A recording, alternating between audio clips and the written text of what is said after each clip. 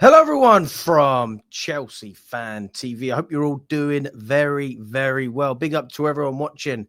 I hope you're having a fantastic day. Welcome back to some of the latest updates regarding Chelsea at the moment. Today, we're going to be speaking about Nicolas Jackson and what's going on with that situation there. Nicolas Jackson is a player I'm a big fan of. I like Jackson. And to be honest, there's been this debate about should we keep him, should we sell him? My stance has always been, if I'm going to sell Jackson, then I'm going to sell him for more than what we sold Noni Madueke for. If Noni Madueke is going for 52 million, I believe Jackson was a better player for Chelsea than Madueke. It only seems fair to improve on that price. So 55 million, I always said was like the bare minimum that I'd accept, but realistically 60, 65 is what you'd like. And you think to yourself, with some of the other numbers that we're seeing flying around this market, Benjamin Sesko for 85 million. We've got all these crazy offers coming in for a number of different players. Just very inflated transfer fees. Does make you think, like, can we get 70, 75 million for Nicolas Jackson? I don't think we can. But I do think 60, 65 is a genuine, that could happen. If someone put that bid in, I mean, that's an amount that could be negotiated. And it's been a really interesting scenario because half of the Chelsea fan base seem to hate this guy and they want him to leave. And the other half are a bit more like me, where they like Jackson. They appreciate he's not necessarily Chelsea's number one striker. And it's good that we've got that extra depth with Delap and João Pedro. He's certainly been knocked down the pecking order. But in terms of having three options going into a season where we have Champions League football for the first time in a couple of years, I think it's good to have that depth. And I think that if there's an injury, you're going to need to rely on as many players as you can to utilize the squad and basically get through the amount of games that we're going to have to go through. Because any top team now, you're playing at least 60, 70 games. And that's sort of including preseason as well. There's an awful lot of football to play. But that being said, we're hearing a lot of different things about Jackson. And there was an update from Fabrizio Romano, which really, really confused a lot of people because nobody knows about a fee being agreed for Nicolas Jackson. I still don't know about a fee being agreed for Nicolas Jackson. But, I mean, just have a listen to what Fabrizio Romano said. This is an excerpt from a video that he did on his own channel. You to Sunderland. Then Nico Jackson is leaving. It's not news if you're following the channel. Today the news was everywhere, but it's not new for you if you're following the channel. Just listen to that again. You to Sunderland. Then Nico Jackson is leaving. It's not news if you're following the channel. Today the news was everywhere, but it's not new for you if you're following the channel.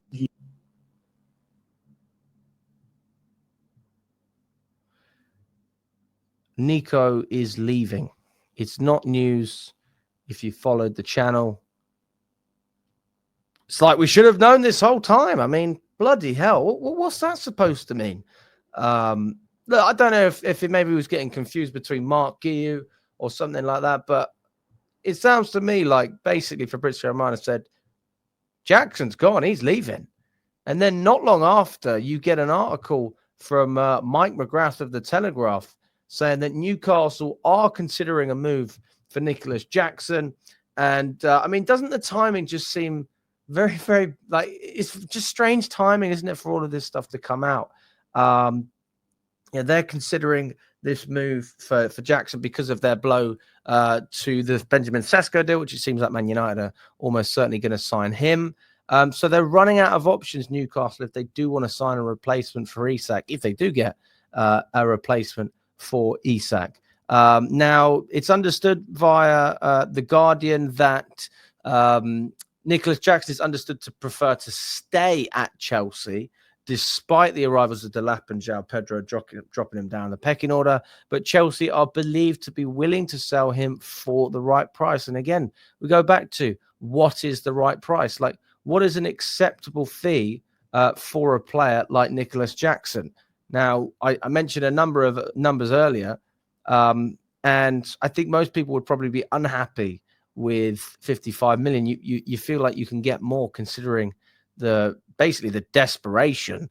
of clubs like Newcastle to try and find someone to come in and fill that striker void. It's a very difficult position to fill. And ultimately, when you look at what Jackson is good at, some of his abilities on his day, he can be a very, very good striker. But it's always been that end product that we've spoken about that's sort of let him down throughout his career.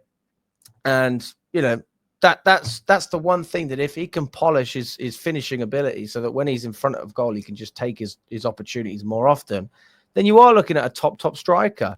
But this is a player who moves quite well, gets into good positions. He can hold up the ball well. You know, he can drop deep in terms of carrying the ball from midfield, setting up counter-attacks. He's one of the best players in the league alongside Delap happens to be one of the other best players, which we also have at Chelsea. So if Jackson was to go, there's a part of me that's obviously upset because I think, oh, you know, he could really contribute to our squad. But we do kind of have a profile in Delap that takes a lot of the good that Jackson already does and is still able to offer that in terms of his ability to be able to carry the ball. And Delap's probably a better dribbler than Jackson as well. But yeah, for 65 million or more, it's hard not to basically just say, well, fair enough. Take him off our hands. Like Madueke, we weren't desperate to sell the guy, but Arsenal gave us a great bid. Fine, we'll take that. Happy days. And I think that, you know, bearing in mind we spent about 30 million on Nico Jackson to sell him for around double. It's great. It's great business. And how many times have I been on here and I've said that what Chelsea are doing is really, really good? Really good. Now, there's obviously deals where you think we've overpaid or maybe we shouldn't have sold this guy, etc., etc. That's fine. You know, that always happens. And we can't deny that. But Chelsea's just looking very, very strong. Got Esteval coming in as well. He's going to become a part of the squad as well. He come in, Esteval, and he said in one of his first interviews for the club, he said, I'm very happy. It feels very rewarding to represent Chelsea, one of the biggest clubs in the world. And I'm very happy, and I hope to help the team, in the best way possible. So, again, you're losing quality with Jackson that you think, oh, this could help us. But I'd have to say Esteval's an upgrade when you look on the potential and even what he's able to contribute now. Look at the goal he scored against us, guys, in the Club World Cup. It was unbelievable. No, I don't feel like people hype that up enough, to be honest with you. So, hey, we'll see what happens there. And it seems like Xavi Simons is sort of ticking along, but there's no real progress being made. I think Chelsea wants some flexibility from Leipzig. They're obviously fishing around other deals as well. We know Harvey Elliott is something. So if they spend money on that, is that sort of only able to happen if they sell Simons, or are they able to spend that money regardless? We'll have to wait and see what happens there. Now, me and Lewis did a debate earlier on about Garnacho. If you haven't checked out that video on Garnacho, we had a debate about the pros and cons of signing him, essentially. Now, we found out from TalkSport Alex Crook that Paul Winstanley is the driving force behind bringing Alejandro Garnacho to Chelsea. And he believes that we can get him for a figure nearer the £30 million mark, which I'm absolutely fine with. I think if we're able to get a deal like that for Garnacho, I think that's good business. I think that's safe business. And I think you protect your basically just the financial side of things. You're going to be able to resell Garnacho for a profit, or at least get your money back if it's 30 million. I'd be very surprised if you don't make a profit though, because again, we just sold Ogachukwu for 20 mil. Broha the same. Dewsbury Hall nearer to 30.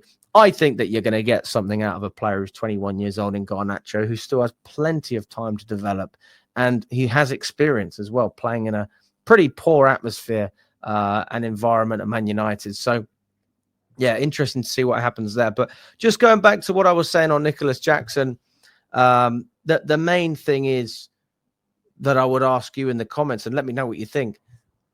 Are we going to be able to cope without having a direct replacement for Nicolas Jackson, i.e. a third choice strikers? Because Mark Guiu's now gone to Sunderland, that's confirmed.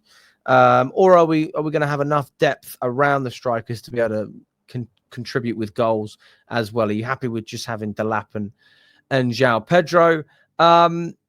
And how much would you sell him for, Jackson? Or would you sell him? Like, if you wouldn't sell him, let me know. Because I wouldn't actually have anything against Chelsea basically rejecting some good offers. But I think once you get into the £60 million range, it's almost too good to turn down. So you have to at some point put your business hat on and say, I mean, are we ever going to get a better deal for this player than we are now? And the answer is probably no. Because it's not like Nicolas Jackson is a world beater and everyone's looking at the guy. There's just not options, and clubs are now getting desperate. That's what we're going to see from Newcastle. That's what we're seeing with United for Sesko. I'm sure they don't want to spend what they're spending on them.